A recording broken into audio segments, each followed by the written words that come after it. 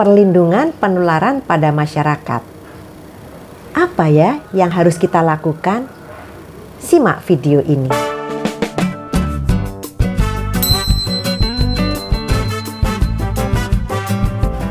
Assalamualaikum warahmatullahi wabarakatuh. Sobat sehat, bertemu kembali dengan saya Dr. Sofi. Ini adalah video saya yang ke-108. Mulai video 76 dan beberapa video berikutnya akan membahas tentang Pedoman P2 COVID-19 revisi kelima yang merupakan lampiran dari Kemenkes RI nomor 413 tahun 2020 tentang pedoman pencegahan dan pengendalian COVID-19. Video saya yang ke-108 ini akan membahas perlindungan penularan pada masyarakat. Ini merupakan video yang ke-33 dari beberapa video yang disiapkan mengikuti alur pedoman P2 COVID-19. Sobat sehat, yuk kita bahas perlindungan penularan pada masyarakat. Apa dan bagaimana sih perlindungan penularan pada masyarakat itu? COVID-19 merupakan penyakit yang tingkat penularannya cukup tinggi, sehingga perlu dilakukan upaya perlindungan kesehatan masyarakat yang dilakukan secara komprehensif. Perlindungan kesehatan masyarakat bertujuan mencegah terjadinya penularan dalam skala luas yang dapat menimbulkan beban besar terhadap fasilitas pelayanan kesehatan. Tingkat penularan COVID-19 di masyarakat dipengaruhi oleh adanya pergerakan orang, interaksi antar manusia, dan berkumpulnya banyak orang. Untuk itu, perlindungan kesehatan masyarakat harus dilakukan oleh semua unsur yang ada di masyarakat, baik pemerintah, dunia usaha, aparat penegak hukum, serta komponen masyarakat lainnya. Adapun perlindungan kesehatan masyarakat dilakukan melalui upaya pencegahan atau preventif, upaya penambahan kasus atau detek, dan unsur penanganan secara cepat dan efektif atau respon. Yuk kita bahas satu persatu. Pertama, upaya pencegahan atau prevent. Upaya pencegahan meliputi pertama, kegiatan promosi kesehatan atau promote dilakukan melalui sosialisasi, edukasi, dan penggunaan berbagai media informasi untuk memberikan pengertian dan pemahaman bagi semua orang, serta keteladanan dari pimpinan, tokoh masyarakat, dan melalui media mainstream. Kedua, kegiatan perlindungan atau protek antara lain dilakukan melalui penyediaan sarana cuci tangan pakai sabun yang mudah diakses dan memenuhi standar atau penyediaan hand sanitizer. Upaya penapisan kesehatan orang yang akan masuk ke dalam dan fasilitas umum, pengaturan jaga jarak, disinfeksi terhadap permukaan maupun ruangan dan peralatan secara berkala, serta penegakan kedisiplinan pada perilaku masyarakat yang berisiko dalam penularan dan tertularnya COVID-19, seperti berkerumun, tidak menggunakan masker, merokok di tempat dan fasilitas umum, dan lain sebagainya. Upaya yang kedua adalah upaya penemuan kasus atau detek. Meliputi pertama, deteksi dini untuk mengantisipasi penyebaran COVID-19. Dapat dilakukan semua unsur dan kelompok masyarakat melalui koordinasi dengan dinas kesehatan setempat atau fasilitas pelayanan kesehatan. Kemudian yang kedua, melakukan pemantauan kondisi kesehatan, antara lain gejala demam, batuk, pilek, nyeri tenggorokan, dan atau sesak nafas terhadap semua orang yang berada di lokasi kegiatan tertentu, seperti tempat kerja, tempat dan fasilitas umum atau kegiatan lainnya. Kemudian yang kegiatan ketiga adalah unsur penanganan secara cepat dan efektif atau respon. Dengan melakukan penanganan untuk mencegah terjadinya penyebaran yang lebih luas, antara lain berkoordinasi dengan dinas kesehatan setempat atau fasilitas pelayanan kesehatan untuk melakukan pelacakan kontak erat, pemeriksaan laboratorium, serta penanganan lain sesuai kebutuhan. Penanganan kesehatan masyarakat terkait respons adanya kasus COVID-19 meliputi pembatasan fisik dan pembatasan sosial, penerapan etika batuk dan bersin, isolasi mandiri atau perawatan di rumah, pelaksanaan tindakan karantina terhadap populasi berisiko. Nah, pelaksanaan tindakan karantina terhadap populasi berisiko meliputi 1. Pembatasan fisik dan pembatasan sosial atau pembatasan fisik harus diterapkan oleh setiap individu. Pembatasan fisik merupakan kegiatan jaga jarak fisik atau physical distancing antara individu yang dilakukan dengan cara dilarang berdekatan atau kontak fisik dengan orang, mengatur jarak minimal 1 meter, tidak bersalaman, tidak berpelukan, dan berciuman. Kemudian, hindari menggunakan transportasi publik seperti kereta, bus, dan angkot yang tidak perlu. Sebisa mungkin hindari jam sibuk ketika bepergian. Kemudian bekerja di rumah atau work from home jika memungkinkan, dan kantor memberlakukan ini. Lalu dilarang berkumpul massal di kerumunan dan fasilitas umum. Selanjutnya, hindari bepergian keluar kota atau luar negeri termasuk ke tempat-tempat wisata. Dan hindari berkumpul teman atau keluarga termasuk berkunjung atau bersilaturahmi, mengunjungi orang sakit dan melahirkan, tatap muka dan menunda kegiatan bersama. Hubungi mereka dengan telepon, internet, dan media sosial. Kemudian gunakan telepon atau layanan online untuk menghubungi dokter atau fasilitas lainnya. Nah, jika Anda sakit, dilarang mengunjungi orang tua atau lanjut usia. Jika Anda tinggal satu rumah dengan mereka, maka hindari interaksi langsung dengan mereka dan pakai masker kain meski di rumah. Untuk sementara waktu, anak sebaiknya bermain bersama keluarganya sendiri di rumah. Selanjutnya, untuk sementara waktu, dapat melaksanakan ibadah di rumah. Jika terpaksa keluar, harus menggunakan masker kain. Kemudian membersihkan atau disinfeksi rumah, tempat usaha, tempat kerja, tempat ibadah, kendaraan, dan tempat-tempat umum secara berkala. Lalu dalam adaptasi kebiasaan baru, maka membatasi jumlah pengunjung dan waktu kunjungan. Cek suhu pengunjung, menyediakan tempat cuci tangan pakai sabun dan air mengalir, pengecekan masker, dan disinfeksi secara berkala untuk mal dan tempat-tempat umum lainnya. Kemudian, memakai pelindung wajah dan masker kepada para petugas atau pedagang yang berinteraksi dengan banyak orang. Sobat sehat, semua orang harus mengikuti ketentuan ini. Kami menghimbau untuk mengikuti petunjuk ini dengan ketat dan membatasi tatap muka dengan teman dan keluarga, khususnya jika Anda berusia 60 tahun ke atas. Kemudian memiliki penyakit komorbid atau penyakit penyerta seperti diabetes mellitus, hipertensi, kanker, asma, dan penyakit paru obstruksi kronik atau PPOK, dan lain-lain. Kemudian juga ibu hamil.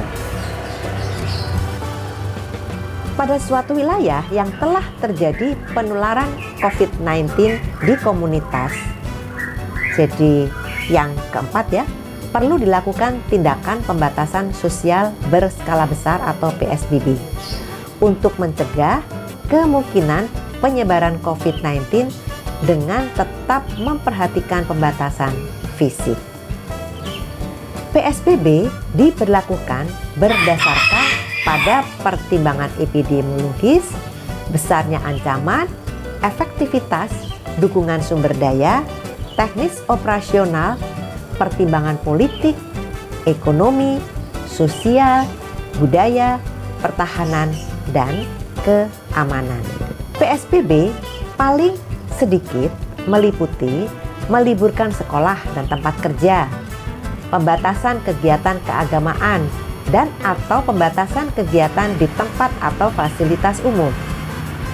Selain itu, pembatasan sosial juga dilakukan dengan meminta masyarakat untuk mengurangi interaksi sosialnya dengan tetap tinggal di rumah, maupun pembatasan penggunaan transportasi publik. Penjelasan lebih lengkap mengenai PSBB mengacu pada ketentuan peraturan perundang-undangan. Sobat Sehat, kita berikutnya akan membahas hal yang kedua, yaitu penerapan etika batuk dan bersin. Menerapkan etika batuk dan bersin meliputi A. Jika memiliki gejala batuk bersin, pakailah masker medis. Gunakan masker dengan tepat, tidak membuka tutup masker, dan tidak menyentuh permukaan masker. Bila tanpa sengaja menyentuh, segera cuci tangan dengan sabun dan air mengalir, atau menggunakan pembersih tangan berbasis alkohol. B. Jika tidak memiliki masker, saat batuk dan bersin, gunakan tisu. Lalu langsung buang tisu ke tempat sampah tertutup. Dan segera cuci tangan dengan sabun dan air mengalir atau menggunakan pembersih tangan berbasis alkohol. C. Jika tidak ada tisu, saat batuk dan bersin, tutupi dengan lengan atas bagian dalam. Ketiga, isolasi mandiri atau perawatan di rumah. Sobat Sehat, isolasi mandiri atau perawatan di rumah dilakukan terhadap orang yang bergejala ringan dan tanpa kondisi penyerta seperti penyakit paru, jantung, ginjal, dan kondisi imunokompromis. Tindakan ini dapat dilakukan pada pasien dalam pengawasan, orang dalam pemantauan, dan kontak erat yang bergejala dengan tetap memperhatikan kemungkinan terjadinya perburukan. Beberapa alasan pasien dirawat di rumah yaitu perawatan rawat inap tidak tersedia atau tidak aman. Pertimbangan tersebut harus memperhatikan kondisi klinis dan keamanan lingkungan pasien. Pertimbangan lokasi dapat dilakukan di rumah, fasilitas umum, dan alat angkut dengan mempertimbangkan kondisi dan situasi setempat. Perlu dilakukan informed consent sebagaimana formulir yang terlampir dalam Kemenkes 413 tahun 2020 ini terhadap pasien yang melakukan perawatan rumah. Penting untuk memastikan bahwa lingkungan tempat pemantauan kondusif untuk memenuhi kebutuhan fisik, mental, dan medis yang diperlukan orang tersebut. Idealnya, satu atau lebih fasilitas umum yang dapat digunakan untuk pemantauan harus diidentifikasi dan dievaluasi sebagai salah satu elemen kesiapsiagaan menghadapi COVID-19. Evaluasi harus dilakukan oleh pejabat atau petugas kesehatan masyarakat. Selama proses pemantauan, pasien harus selalu proaktif berkomunikasi dengan petugas kesehatan. Petugas kesehatan yang melakukan pemantauan menggunakan APD minimal berupa masker bedah dan sarung tangan karet sekali pakai jika harus kontak dengan cairan tubuh pasien. Prosedur pencegahan dan pengendalian infeksi untuk isolasi di rumah antara lain A. Tempatkan pasien atau orang dalam ruangan tersendiri yang memiliki ventilasi yang baik, antara lain memiliki jendela terbuka atau pintu terbuka. B. Batasi pergerakan dan minimalkan berbagi ruangan yang sama. Pastikan ruangan bersama seperti dapur, kamar mandi memiliki ventilasi yang baik. C. Anggota keluarga yang lain sebaiknya tidur di kamar yang berbeda. Dan jika tidak memungkinkan, maka jaga jarak minimal 1 meter dari pasien. Tidur di tempat tidur yang berbeda, itu yang harus dilakukan. Kemudian D, batasi jumlah orang yang merawat pasien. Idealnya 1 orang yang benar-benar sehat tanpa memiliki gangguan kesehatan lain atau gangguan kekebalan. Pengunjung atau penjenguk tidak diizinkan sampai pasien benar-benar sehat dan tidak bergejala. E. Lakukan hand hygiene atau cuci tangan segera setiap ada kontak dengan pasien atau lingkungan pasien. Lakukan cuci tangan sebelum dan setelah menyiapkan makanan, sebelum makan, setelah dari kamar mandi, dan kapanpun tangan kelihatan kotor. Jika tangan tidak tampak kotor, dapat menggunakan hand sanitizer. Dan untuk tangan yang kelihatan kotor, menggunakan air dan sabun. F. Jika mencuci tangan menggunakan air dan sabun, handuk kertas sekali pakai direkomendasikan. Jika tidak tersedia, bisa menggunakan handuk bersih dan segera ganti jika sudah basah. G. Pasien menggunakan masker bedah jika berada di sekitar orang-orang yang berada di rumah atau ketika mengunjungi fasilitas pelayanan kesehatan untuk mencegah penularan melalui droplet. Anak berusia 2 tahun ke bawah tidak dianjurkan menggunakan masker. H. Orang yang memberikan perawatan menggunakan masker bedah, terutama jika berada dalam satu ruangan dengan pasien. Masker tidak boleh dipegang selama digunakan. Jika masker kotor atau basah, segera ganti dengan yang baru. Buang masker dengan cara yang benar. Jangan disentuh bagian depan, tapi mulai dari bagian belakang dengan memegang tali masker. Buang masker bedah segera dan segera cuci tangan. I. Gunakan sarung tangan dan masker bedah jika harus melakukan perawatan mulut dan saluran nafas dan ketika kontak dengan darah, tinja, air kencing atau cairan tubuh lainnya seperti ludah, dahak, muntah, dan lain-lain. Cuci tangan sebelum dan sesudah membuang sarung tangan dan masker. J. Jangan gunakan masker atau sarung tangan yang telah terpakai. K. Pisahkan alat makan untuk pasien atau cuci dengan sabun dan air hangat setelah dipakai agar dapat digunakan kembali. L. Bersihkan permukaan di sekitar pasien termasuk toilet dan kamar mandi secara teratur. Sabun atau deterjen rumah tangga dapat digunakan.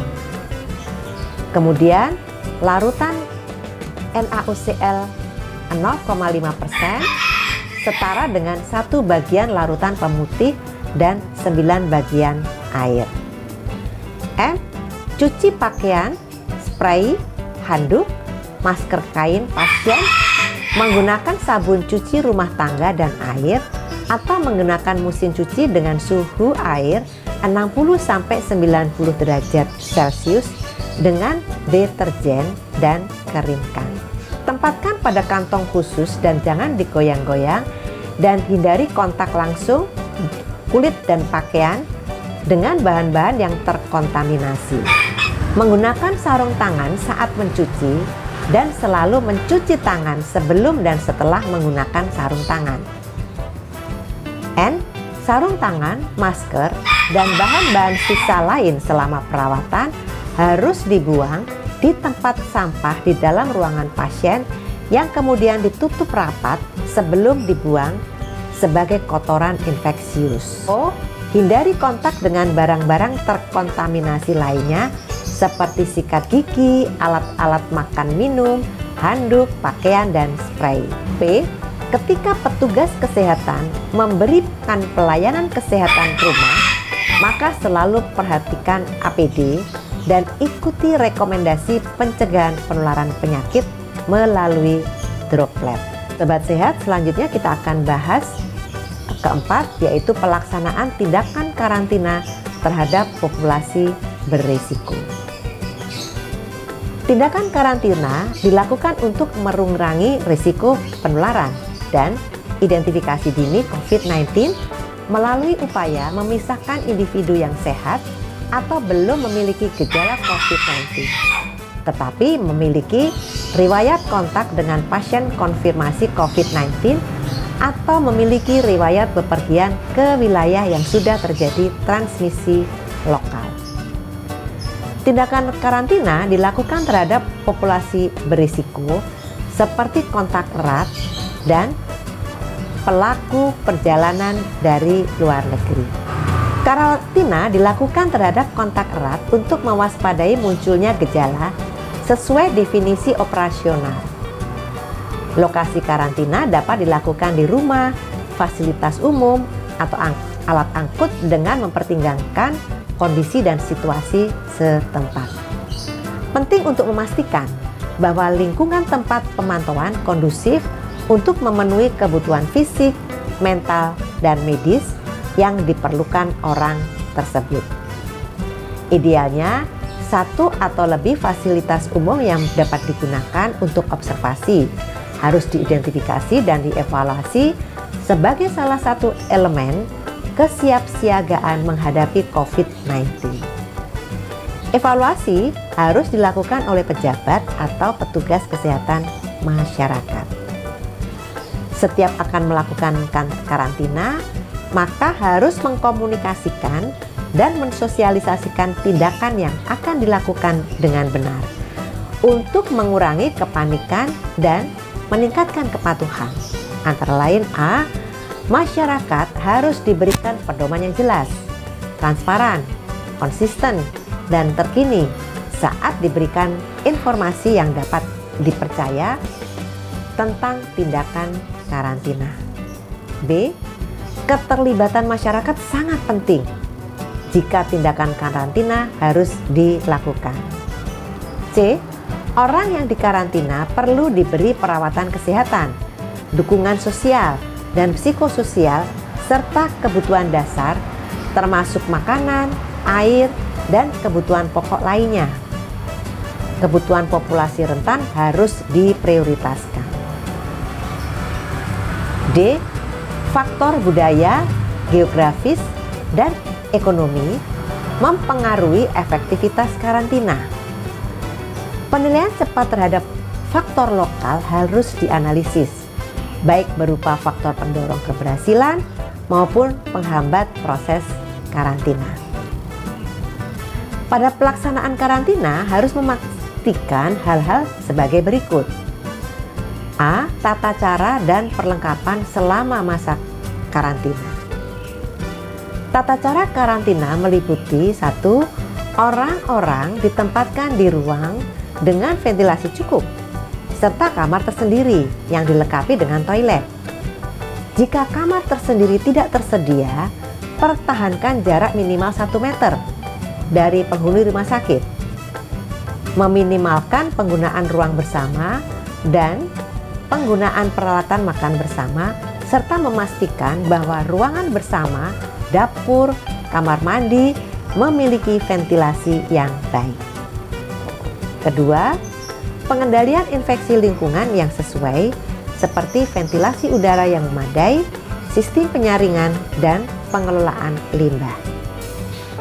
Ketiga, membatasi jarak sosial lebih dari 1 meter terhadap orang-orang yang dikarantina.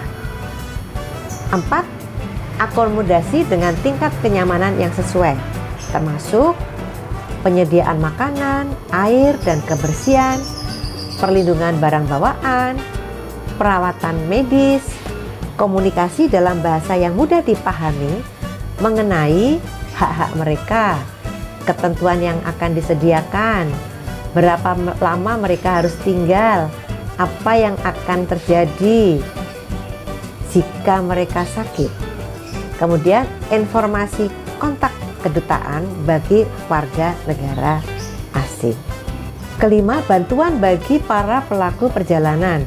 Keenam, bantuan komunikasi dengan anggota keluarga. Ketujuh, jika memungkinkan, akses internet, berita, dan hiburan. 8.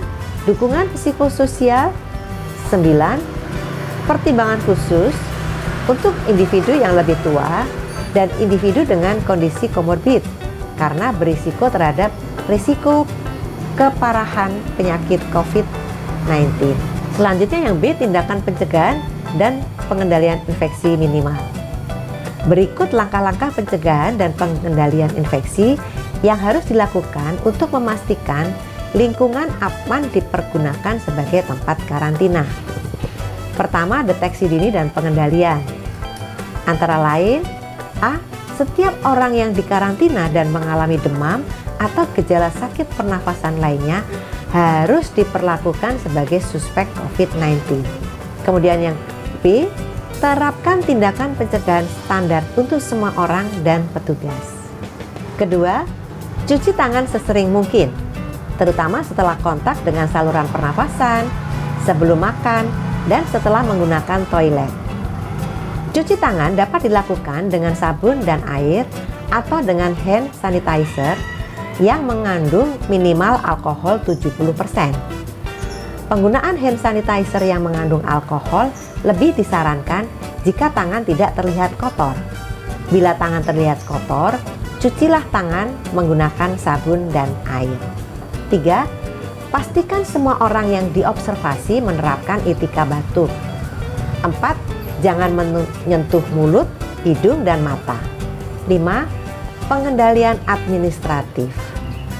Pengendalian administratif meliputi A. Pembangunan infrastruktur PPI yang berkelanjutan atau desain fasilitas dan kegiatan.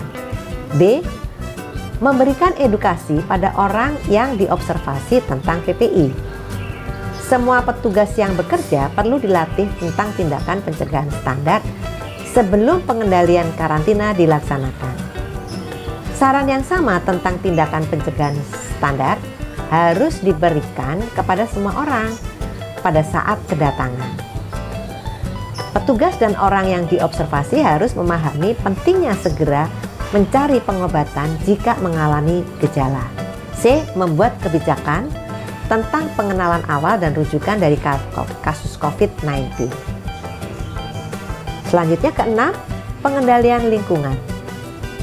Prosedur pembersihan dan disinfeksi lingkungan harus diikuti dengan benar dan konsisten.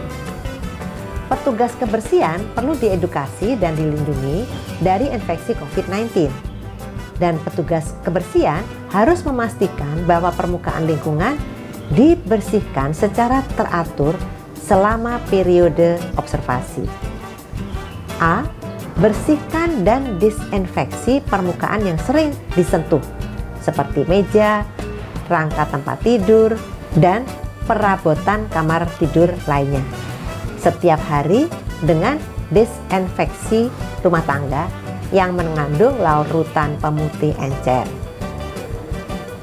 Pemutih 1 bagian hingga 99 bagian air. Itu cara membuatnya. Untuk permukaan yang tidak mentolerir pemutih, maka dapat menggunakan etanol 70%. Bersihkan dan disinfeksi permukaan kamar mandi dan toilet setidaknya sekali sehari dengan disinfeksi rumah tangga yang mengandung larutan pemutih encer, yaitu 1 bagian cairan pemutih dengan 99 bagian air. B. Bersihkan dan disinfeksi permukaan kamar mandi dan toilet setidaknya sekali sehari dengan disinfeksi rumah tangga yang mengandung larutan pemutih encer, yaitu 1 bagian cairan pemutih dengan 99 bagian air. C. Membersihkan pakaian, spray, handuk mandi, dan lain-lain menggunakan sabun cuci dan air atau mesin cuci di 60-90 derajat Celcius dengan deterjen biasa dan kering. D. Memperhatikan langkah-langkah untuk memastikan sampah dibuang di TPA yang terstandar dan bukan di area terbuka yang tidak diawasi. Petugas kebersihan harus menggunakan sarung tangan sekali pakai saat membersihkan atau menangani permukaan pakaian atau linen yang terkotori oleh cairan tubuh dan saat melakukan kebersihan tangan sebelum dan sesudah melepaskan sarung tangan. Sobat sehat, demikianlah di video 108 ini kita telah membahas tentang perlindungan penularan pada masyarakat. Kita akan bertemu pada video ke-109 yang akan membahas tentang pencegahan dan pengendalian di fasilitas pelayanan kesehatan. Sampai di sini dulu ya. Wassalamualaikum warahmatullahi wabarakatuh.